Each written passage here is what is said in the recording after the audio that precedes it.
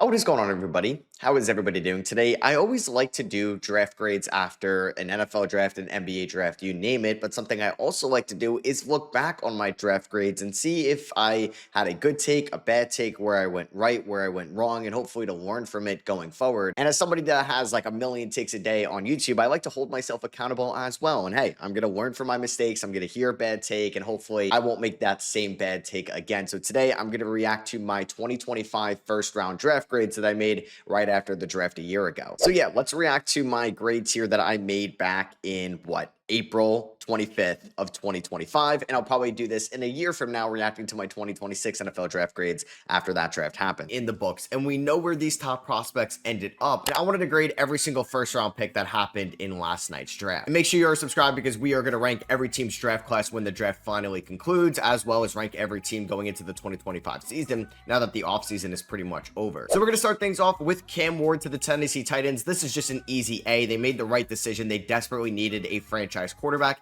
and Cam Ward, in my opinion, was the only QB in this draft well worth of taking in the top 10, let alone with the #1 overall pick. He definitely raises their ceiling going forward. He's going to inherit an offensive-minded head coach in Brian Callahan, a team that paid a lot of money for a wide receiver one last offseason in Calvin Ridley. They also picked up Tyler Lockett this offseason as well. It's just a trend that these veteran wide receivers end up in Tennessee, like DeAndre Hopkins, Julio Jones, Robert Woods, etc. He's going to have two solid running backs in Tajay Spears and Tony Pollard, and a team that has invested into the offensive line over time, with Peter Skoronski and J.C. Latham being their most recent two first round picks. So yeah, I'm going to give this pick an A. They made the right decision. If they traded down and maybe took somebody that didn't really expand their ceiling long term, I think I would have docked them a little bit there, but they made the right pick here. It's an easy A. And yeah, I mean, like, I was adamant that Cam Ward was the best quarterback in the draft. I'm still on high on Cam Ward going forward.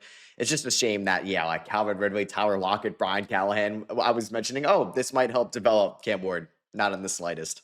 It's kind of weird that we had no draft trades leading up to the NFL draft, and then Adam Schefter reported that we're going to see fireworks on draft night, and we did, with the second overall pick was traded by the Cleveland Browns to the Jacksonville Jaguars in exchange for basically the 5th overall pick. So they moved down 3 spots. They got the Jaguars second rounder at 36. They got pick 126, and they got a 2026 first rounder as well. The Jaguars got some later picks in this draft as well, but they trade up 3 spots to get Travis Hunter. We thought they could maybe go Ted McMillan at 5 or Ashton Jeanty at 5, and they said, no, we're going to get somebody that we view as a generational player in this class. I may be a little bit aggressive with this grade, but I'm going to give it an A+ for Jacksonville, because honestly, I don't think there's a player that would fit this team more than Travis Hunter, and you're looking at the best player in this draft. Cam Ward isn't the best player in this draft. He's the best quarterback in this draft, and that's why he went #1 overall. But if the Titans had a quarterback and they were picking #1, they would have taken Travis Hunter, who could play both sides of the field, something we've truly never seen at the NFL level. The GM of the Jaguars, James Gladstone, the new GM, said that he expects Travis Hunter to be a starter on both sides of the field.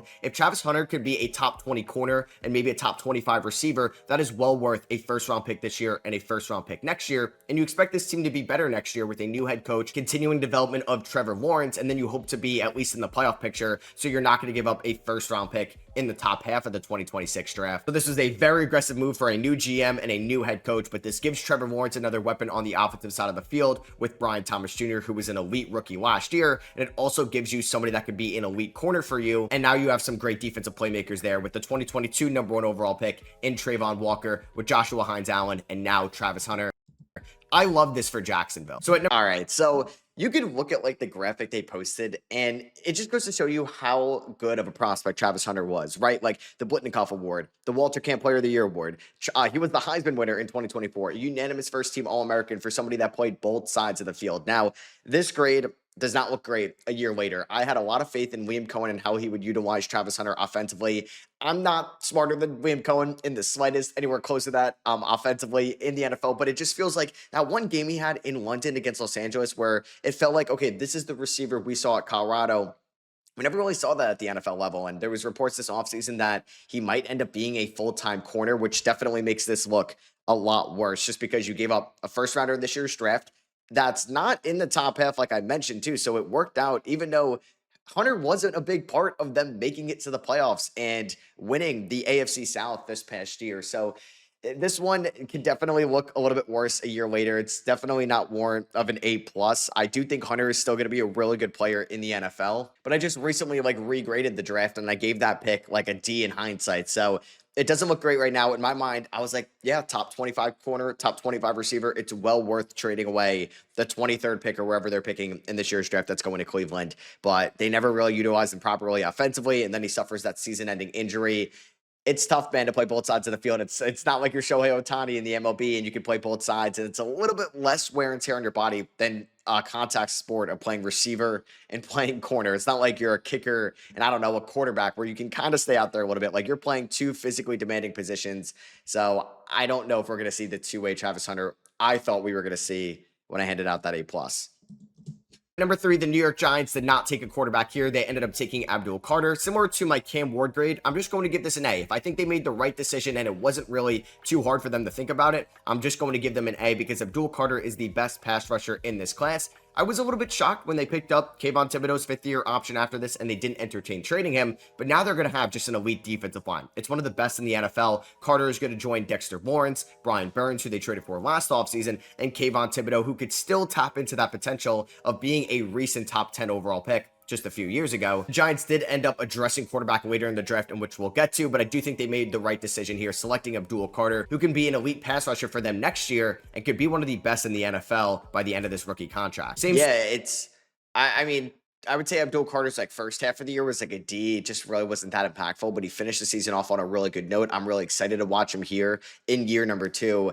I wasn't really concerned about looking back at that grade. I forgot what I gave the Jackson Dart trade, so I am scared to see what that could be because I don't remember liking it, and we'll see what it's going to be at the time. But I handed out some pretty good grades across the board to start things off. Story here at number 4 for the New England Patriots. I'm going to give Will Campbell here a A. You got to protect Drake May. This was one of the worst offensive lines in the NFL last year, and they desperately needed to add some top-end talent either on the exterior or on the interior. And no matter where Will Campbell plays, I think he's going to be a great player in the NFL. He was the best offensive lineman in this class for a reason. And yeah, people are going to dock him for these short arms, and maybe he's going to have to be a guard. Who cares if he's going to be an elite guard or an all-pro guard one day? You need somebody that can protect Drake May. He's going to have no time to throw to Stephon Diggs or any of the receivers there. They could have made a little bit of a shocking pick. Maybe they take Mason Graham. Maybe they took Ashton Jeanty or Tim McMillan. But I do believe they made the right decision taking Will Campbell. So I'm also giving this an A. So at number, it didn't end on a great note, but hey, you were in the Super Bowl. It's not like it ended on a terrible note. Week 18 to make or miss the playoffs.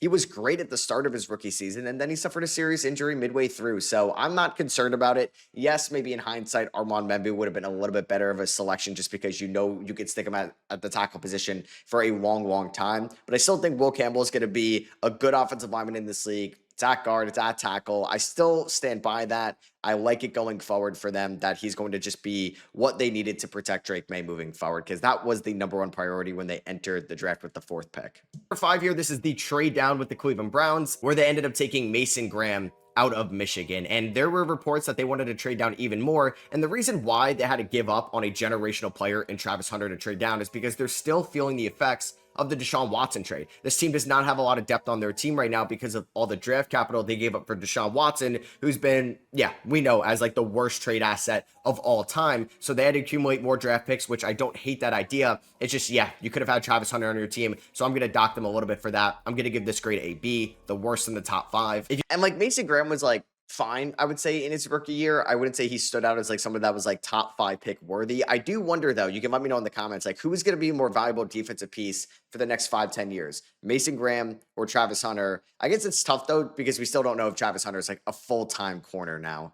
You look into the advanced numbers for Mason Graham, he doesn't feel like he's that much better than a Walter Nolen or a Derek Harmon or even an Omar Norman Watt, who's going to go in day 2, and they took him here at number 5. He's still a really good player. He's going to add to this defensive line even more with Myles Garrett and now him there, and Isaiah McGuire, who had a very productive 2024 season, but I just think this would be so much better if you had Travis Hunter as a corner and a receiver for you. I get why they did this, but I'm still going to dock them. It's just all trickling down from the Deshaun Watson trade. So yeah, it's a B. At number 6, the Las Vegas Raiders took a running back. They took Ashton Jeanty, joining Bijan Robinson and Saquon Barkley as some running backs that were taken in the top 10. And I'm going to give this a B for them as well. I mean, this team is looking for a running back. They didn't address running back in the trade market, in free agency, and maybe they didn't fall in love with anybody that they could take in the 2nd round, 3rd round, or 4th round. But this team also has so many holes on its roster, because I think why you would take Ashton Jeanty if he's inheriting an elite offensive line, like similar to what Jahmyr Gibbs inherited in Detroit. That's why you could take Jahmyr Gibbs in the first round, because he was joining one of the best offensive line units. That's why you can go out and make Saquon Barkley the highest paid running back in the NFL, because he's inheriting one of the best offensive line units. The Raiders offensive line has definitely improved over time. We'll see if they're going to extend Kolton Miller. But this offensive line is far from being an elite one at the moment. So I do wonder how Ashton Jeanty is going to gel in right away, because now he's the second highest paid running back in the NFL. And we'll see how he's going to improve there, because this team could have added a defensive lineman, an offensive lineman, a corner, a receiver. They have so many more needs that I think are just more important positions at the moment. I love Ashton Jeanty as a player. I wish he went to a team maybe like Chicago that has a much better offensive line unit, but this is still a great player. I'm just going to dock it a little bit because I think they had bigger needs at the moment. And I mean, that's a pretty good take, I would say, a year later, because that's why Ashton Jeanty was underwhelming in his rookie year. It's because they did not have the offensive line first and then the running back second. There's a reason why maybe even like Najee Harris didn't succeed all that much in Pittsburgh,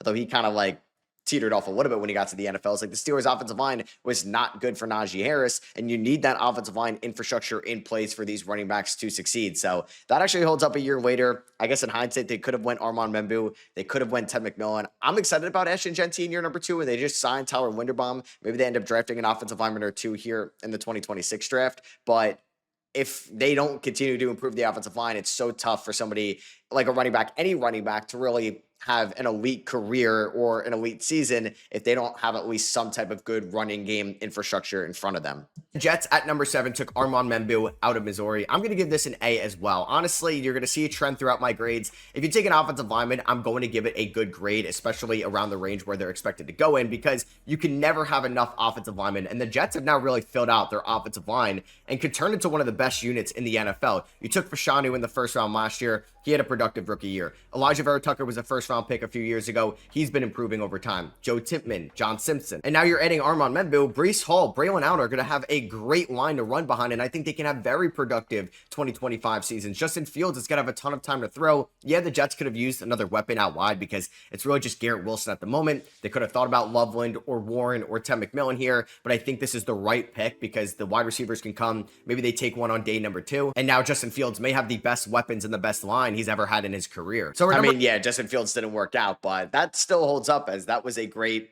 selection by the Jets. A lot of those interior offensive linemen have gone, but Armanu Membou was one of the best rookies. Honestly, could have had a case for winning offensive rookie of the year if offensive linemen ever got the love like that. So I'm glad I gave it an A. For 8, a little bit of a shocker here. The Panthers did not go defense. They had one of the worst, if not the worst, defensive unit in the NFL last year, but they took Ted McMillan out of Arizona. I'm going to give this an A-. The reason I'm not going to give it an A is because, yeah, they need defensive players, and basically they could have taken any defensive player in this draft, not named Travis Hunter, Abdul Carter, or Mason Graham. It was a weird part, though, at the time, though, because, I mean, there were rumors like Jalen Walker could go here at number 8. That was really it. Like James Walker or Jalen Walker, James Pierce Jr. There wasn't a lot of like high end. And like Mike Green was thrown around a little bit before the draft process, and then he kind of fell off a little bit. Kenneth Grant, like those guys of the world. So honestly, this was a great pick in hindsight, and it's a great pick right now. But I do believe that there was way too much negative stuff coming out about Ted McMillan. I do believe he could be a true wide receiver 1 in this league and could be that X receiver for Bryce Young,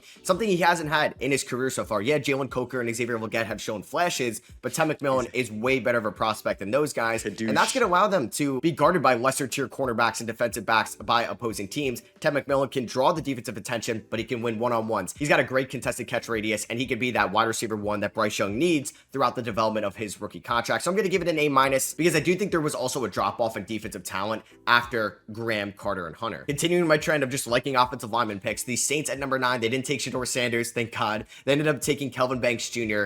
out of Texas. I'm going to give this an A. Like Will Campbell, Banks could be a offensive tackle for you, or it could be bumped inside. They spent a first-round pick on an offensive lineman last year until Elise Fuaga, so I like that they're building up the trenches here for whatever their team is going to be down the road, because this team right now is not going to accomplish anything. Derek Carr's already hurt, and they're probably going to be one of the worst teams in the NFL in 2025, but when they find that next quarterback, when they find those long-term assets, they're going to be playing behind just big guys on that offensive line, and that's going to be started with Fuaga and Kelvin Banks Jr.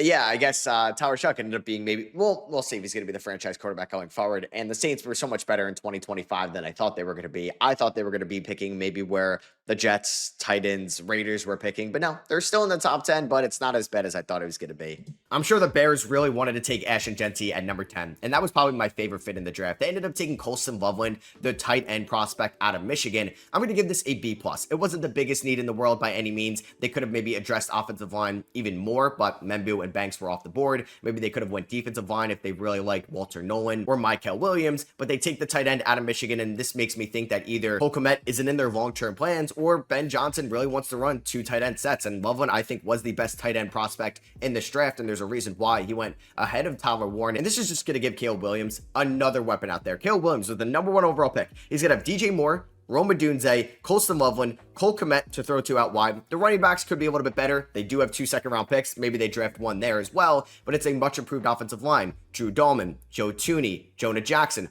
all were added this offseason. They drafted Darnell Wright in the top 10 in 2023. There's going to be no excuses this year for Caleb Williams because he's also going to be behind one of the best offensive-minded coaches now in Ben Johnson. At 11 year, I would say it was pretty successful this year for Colston Loveland in this team, so I think that stands still. I guess my worst take or my worst grade so far has to be the Travis Hunter one. But outside of that, nothing's been like drastically that bad from what I've said so far.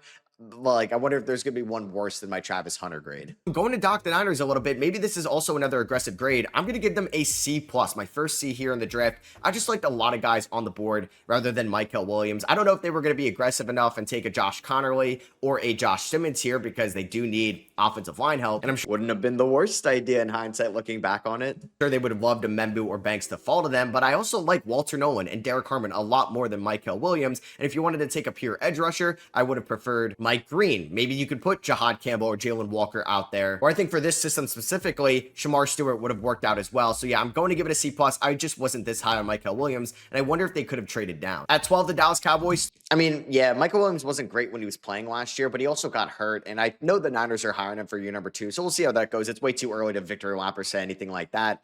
I wonder if they would have it back, though. Would they take Josh Simmons or Josh Connerly or Gray Zabel or like one of the offensive linemen or Tyler Booker? Took Tyler Booker, the offensive guard out of Alabama, who did not allow a single sack last year. I'm going to give it an A. I'm glad the Cowboys didn't take a running back. If they took a Marion Hampton here, man, I would have given them a pretty low grade. Yeah, I would have loved Ted McMillan on this team as well. Maybe they could have traded down. Maybe they could have really felt. This was before they traded for George Pickens. Love with the receiver, but if they weren't going to go the skill position route, I either wanted an edge rusher or an offensive lineman for them, and they took Tyler Booker. Now, 3 of their 5 offensive linemen are named Tyler Booker, Tyler Guyton, and Tyler Smith, and maybe they're also going to draft a running back later in the draft, which is what we all advise them to do, and that running back is going to have a very solid and much improved offensive line going forward. The Dolphins took Kenneth Grant here at number 13. I'm going to give this a B-. I didn't love Kenneth Grant in this draft. I liked Walter Nolen and Derek Harmon a little bit more, and the Dolphins here at 13 took a position of need. They definitely, I would say that's aged fairly well so far. I just wish I maybe lowered the grade if I didn't like him as much as Nolen and Derek Harmon. Like, throw them the C's. They needed a defensive lineman. I also wonder if they wanted Tyler Booker, or they could have taken Gray Zabel here, or a different offensive lineman. Malachi Starks was still on the board, and he went much later in the first round, and they could have tried to fulfill the loss of Javon Holland. What's going on with Jalen Ramsey there? This could be a very weak secondary next season, and Jahdae Barron was on the board as well. I just liked a lot more players that were on the clock for Miami than Kenneth Grant. The Colts here. Yeah, I mean, Kenneth Grant was probably the worst rookie in this class so far last year. Now, he could be a lot better in year number 2. I'm excited to see what he could be under Jeff Hafley, but in hindsight, maybe do you go Walter Nolen? Do you go Derek Harmon? Probably. At 14, took Tyler Warren. I'm going to give this an A. I thought there was no shot that Tyler Warren was going to fall to them, and he's really completed this offensive skill set unit around either Anthony Richardson or Daniel Jones. You got Pittman, Downs, Mitchell, Pierce, and now Tyler Warren with Jonathan Taylor in the backfield. This is a very talented skill unit, and this team desperately it was for like the first half of the year, and then everybody kind of got hurt, and then you bring in Philip Rivers. Is looking for a reliable tight end ever since Jack Doyle basically left them, and it's been forever since they've had that guy, and Tyler Warren can be that guy for them going forward, and there's going to be no excuses for Shane Steichen next year, as well as Anthony Richardson. This is a big year for Anthony Richardson in year 3. At 15, the Yeah, and it ended up being Daniel Jones. Atlanta Falcons took Jalen Walker. I'm going to give this an A. Jalen Walker could have gone as high as number 4 to the Patriots, maybe 8 to the Panthers. The Falcons got him at 15. If they went with an offensive player here, I probably would have given them an F. They desperately needed defense. They took Jalen Walker, one of the best defensive players in this class. Can be an edge rusher, can be a linebacker, something they desperately needed. It's an A. And at 16, the Arizona Cardinals, another team that I thought could have traded down. Could they've gone corner, receiver, defensive line. They went with the latter, and they took Walter Nolen out of Ole Miss. I'm also going to give this an A for them. I thought Nolen could have gone much higher in this draft. I really liked him to San Francisco there at 11, and I think Arizona got good positional value and just good player value there at 16. And it stinks that like Nolen got hurt last year, but I thought he looked really good when he was out there fully healthy. I'm excited for year 2 Walter Nolen. Shemar Stewart, C+. Might take that. Like, I guess it was one of the more disappointing rookies as well. 17, Shemar Stewart to the Cincinnati Bengals. I'm actually going to give this a C+, because Shemar Stewart is a polarizing prospect in this draft. He only had 2 sacks last year at Texas A&M. And can you tap into that potential, which he does have? He's a freakish athlete. And can he be an elite edge rusher for you going forward? It hasn't really worked out with Myles Murphy so far, who was a first-round pick 2 years ago. And the Bengals are kind of on a stretch with 3 bad first-round picks in a row. So let's see if Shemar Stewart can end that. I'm going to give it that C+, though, because I think there's too much risk here for a team that I think should have taken a safer prospect here on the edge, and that could have been Jahdae Campbell or Mike Green. The Seahawks desperately needed an interior offensive lineman, and they took one here at number 18. Yeah, I guess going back to that, I mean, Mike Green would have been maybe not the best idea. Jahdae Campbell, sure, but Stewart, it's a big year 2 for him because there was like the contract dispute, injuries, like multiple injuries in his rookie year, unfortunately. Zabel out of North Dakota State. I'm giving it an A. It's just a reoccurring trend here. I think that's just what teams should do. If your offensive line has any holes or weaknesses and there's a good enough player on the board where it's not a massive reach, you take that player. Zabel was definitely a pre-draft riser. Nobody really thought of him as a first-round pick at the end of the college season, but people fell in love with him. And Seattle needs to protect Sam Darnold, who they just paid a lot of money to. Cross, Lucas, and Zabel, it's a foundation.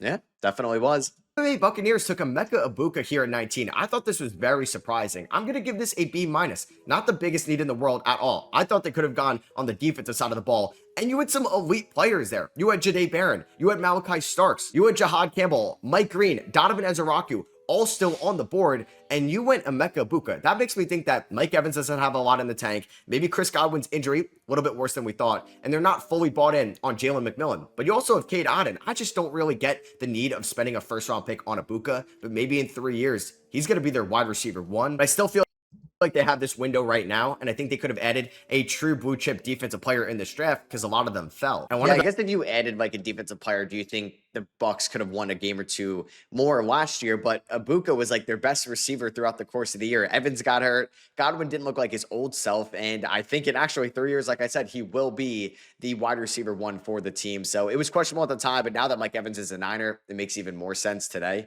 Those guys that fell. Jahdae Barron, number 20 to the Denver Broncos. I really wanted my Pittsburgh Steelers to take him. I'm going to give this an A+. My second A+ so far. You had Travis Hunter. Yeah, I guess I like the corner picks way too much because Hunter is not an A+ a year later. Jahdae Barron, definitely not an A+ a year later. Too. I think Jahdae Barron, for the positional value, his talent, he could have gone in the top 10. You could have made an argument at number 5 to Jacksonville if they were there. He ended up going 20 to Denver, a team that doesn't really need a corner. They had the depoy last year in Patrick Surtain. You have Riley Moss, and now you're going to have Jahdae Barron with Brandon Jones, Talise Fuaga. You signed Dre Greenlaw this offseason as well. I say Talise Fuaga instead of Talanoa Hufanga. Okay, that was bad. This is one of the best defensive units in the NFL. It's an easy A+. So that left my Pittsburgh Steelers there at 21. A lot of people thought this could be the Shedeur Sanders pick. Like I said, I really wanted Jahdae Barron. They took Derek Harmon. I'm going to give this a B. I do like Derek Harmon a ton. It's not the sexiest pick in the world. It's not the flashiest pick. It's pretty boring, but it's something of need. Now the Steelers also are going to have one of the best defensive line units in the NFL. It's up there with the Lions, the Giants, and some other teams like the Philadelphia Eagles, because now you got TJ Watt, Cam Hayward, who doesn't have a lot of time left, Derek Harmon, Keanu Benton, and Alex Highsmith. That is an elite unit. And I'm really not even mentioning Nick Herbig either. I think Harmon was really good too because he had that preseason injury. I'm excited for him next year as well. I think he's going to be a good player, but like I said, not like the flashiest pick in the world. Glad they didn't take a quarterback. If they took Shedeur Sanders here, I would have gave it a really low grade. It would have felt like Kenny Pickett 2.0. I'm crossing my fingers that thinking it's Jalen Milroe somehow in this draft. It's probably not happening though. And at 22, also, I think a little bit of a shocker since they signed Najee Harris. The LA Chargers selected Omarion Hampton out of UNC. I like Omarion Hampton a ton, and this is a much improved offensive line, and he could be their bell cow. And it just wasn't last year. I mean, Slater and Alt got hurt, so that played into it, and Hampton got hurt as well last year. Post Najee Harris because it's only a one-year deal. But I'm going to give it a C. I honestly think the Chargers did not need to take Hampton here. Maybe they would have taken Emeka Egbuka, but they could have taken maybe Luther Burden or Matthew Golden. They need another receiver out there with Vlad McConkey because it's Quinn Johnston.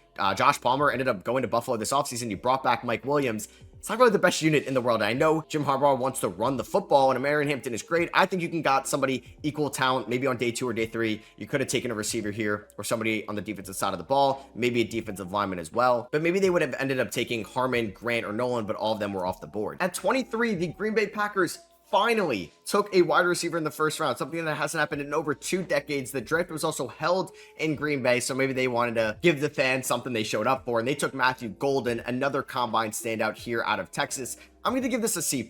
I also like Luther Burden a little bit more than Matthew Golden, who is going to be that deep threat for them. He's going to basically replace Christian Watson in that role because his future is not really bright in Green Bay anymore. And Golden could be a good player, don't get me wrong, but I don't know if he's that much better than what they currently had in that room. I thought they could have gone with a corner as well, and I hope it works out because I think the fans really wanted them to take a wide receiver in round 1, something that they were hammering in the Aaron Rodgers era and at the start of the Jordan Love era, but I just don't know if I love Golden that much in Green Bay. So at 24, the Minnesota Vikings took What's funny too is I looked at like the first comment here, and it's like the Golden hate is real. This guy hates the Packers. I just wonder, like, would you change your thoughts and opinions on that as well, just after a year later? Jackson, the offensive lineman out of Ohio State. I'm actually going to give this a B. It's my first non-A for an offensive lineman in this draft. I thought Minnesota had to trade down, and I thought they could have gone Donovan Jackson early in the second round if they traded down with the Giants, who we know ended up trading up for a quarterback, or maybe the Atlanta Falcons, like the Rams. We'll get to that trade in a little bit. I thought the Vikings could have done that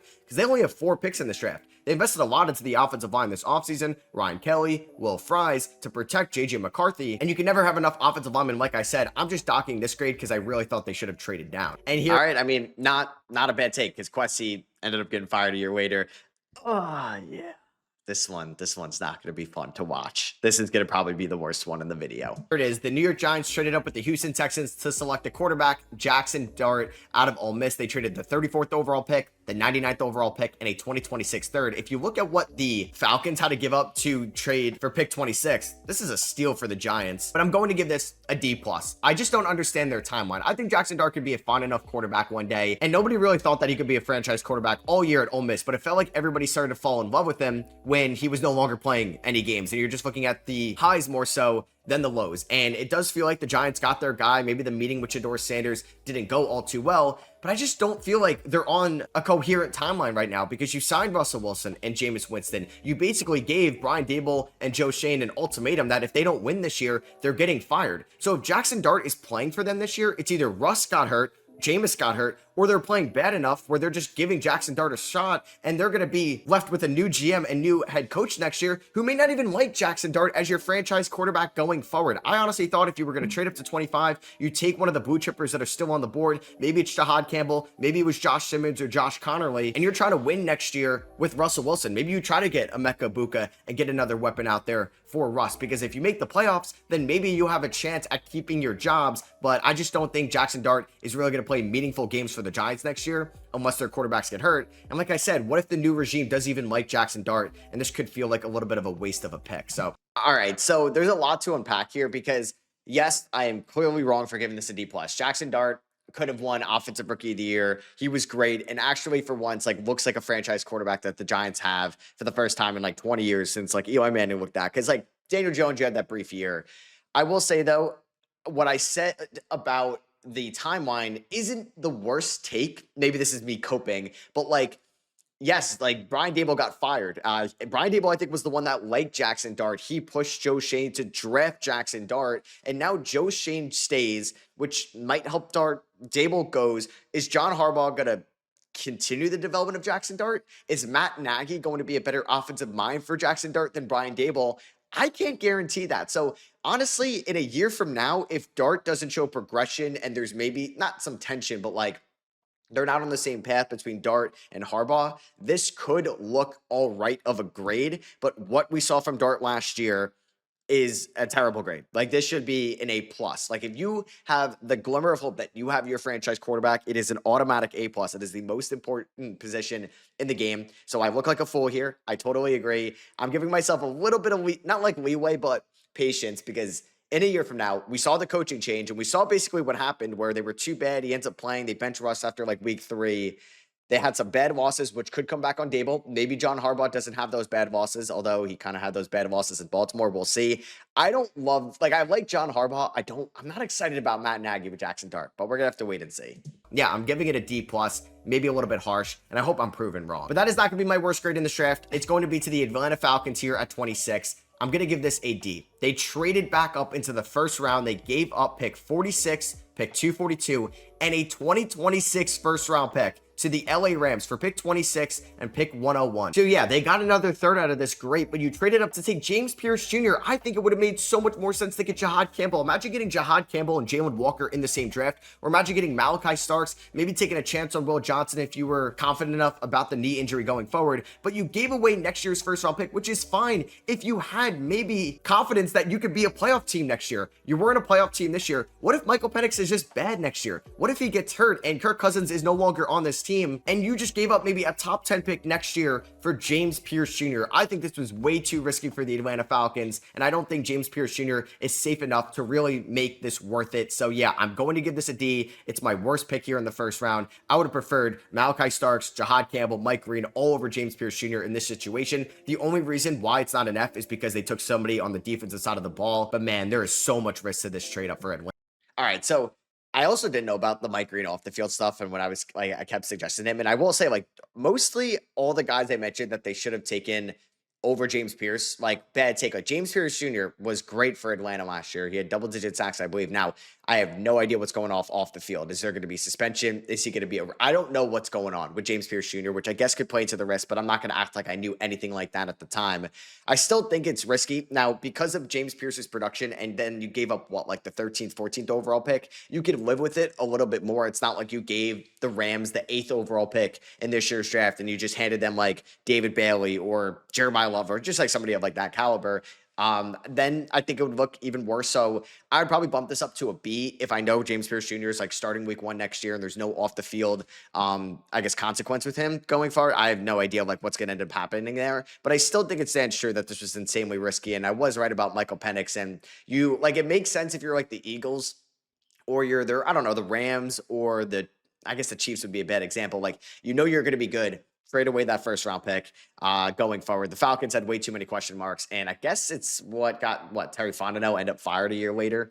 Atlanta. And it happened again, man. The Ravens ended up getting another blue chip player to fall to them at 27. This is Kyle Hamilton 2.0. They took Malachi Starks, the best safety prospect out of Georgia, at 27. It's an A plus for me. Can we stop having this happen? As a Steelers fan, I just don't want to see these blue chip prospects fall to Baltimore late in the draft, or guys that should go in the top half that go in the bottom half. They didn't even really need a safety either, right? You have Kyle Hamilton, you have Darius Washington, you have Marlon Humphrey and Nate Wiggins in the secondary.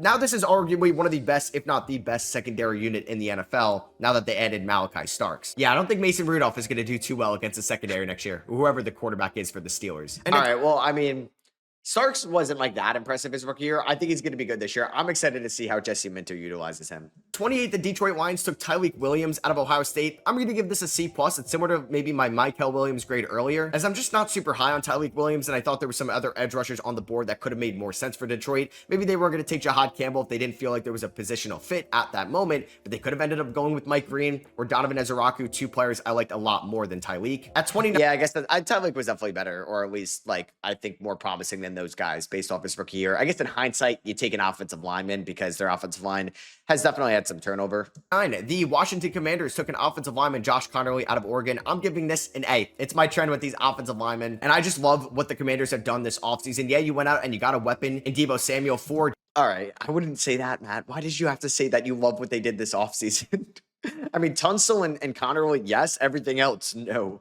Jaden Daniels, but you're also protecting him even more. We saw how much this offensive line felt hurt by Sam Cosmi's injury against the Eagles in the NFC Championship game, and now you add Laramie Tunsil and Josh Connerly on the exterior for Jaden Daniels next year. That's a home run offseason for the Commanders front office. Yeah, it's an A. The Bills at 30 took Maxwell Harrison, a combine standout out of Kentucky. I'm actually going to give this a C just because I like some other corners on the board. I thought you could have taken a chance on Will Johnson, but maybe teams are really scared of that long-term knee injury. I like Savon Revel on the board as well. I think Troy Amos could have made a little bit more sense, or maybe taking a chance on Benjamin Morrison, and that's why I'm going to dock them a little bit here. But I am glad they took somebody on the defensive side of the field. And like I said before with the Baltimore Ravens, can we stop having elite prospects fall to the Philadelphia Eagles? They got Jahdae Campbell at 31. They traded away a fifth to move up one spot with the Kansas City Chiefs, and they take Jahdae Campbell. So they got Zach Bond on their team. They brought him back. You're going to have Jahdae Campbell that could be an edge rusher, that could be a linebacker. I know he's not from Georgia, but come on, NFL. Can we stop having these guys fall to Philadelphia? The Bengals could have taken him higher. The Tampa Bay Buccaneers could have taken him higher. Heck, the Atlanta Falcons, who just traded back up into the first round, could have taken him. Could have taken him twice, and he falls to the Philadelphia Eagles. It's an A+.